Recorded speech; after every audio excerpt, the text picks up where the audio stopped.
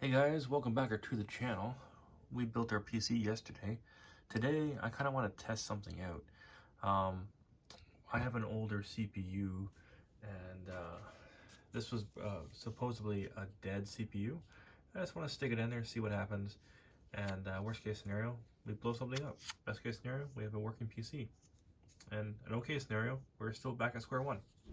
First things first, unplug it all, pull out the computer, lay it down, get some access, start removing a couple things, RAM, the fan, which is a little bit difficult, but I'm getting used to it. Always make sure you ground yourself to the CPU, or through the case. And there is an orientation to this. If you look carefully, you can see it. And this is your i3 processor. Just like that. Fairly heavy, fairly dense. So we're just going to place you right there. And this is our i7. Where is it here? 6700K. So I got this online, and well, it turns out that I made a bad purchase.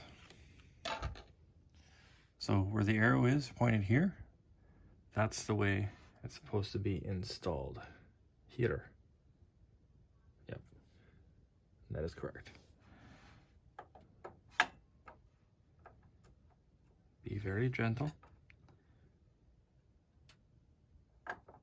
So it turns out that our CPUs are completely different.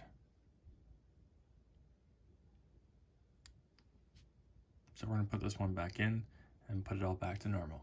So now we're just repeating the same process, but in reverse. And we're putting the i3 processor back.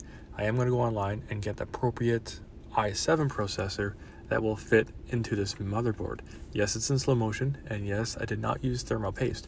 Once you have the processor in place, you just add thermal paste to the top of it, which I'll have detailed in another future video with the new processor. It's going to be used for the budget PC, and you just put your heatsink back on top and you're good to go.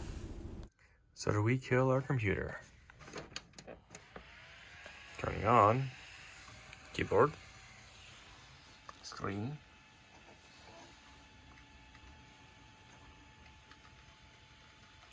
BIOS setup. So everything in the computer is still currently running properly. So thanks for watching, guys. You now know how to remove your CPU and reinstall it. I was hoping for an upgrade, but hey. Thanks for watching, and I'll catch you in the next one. Peace.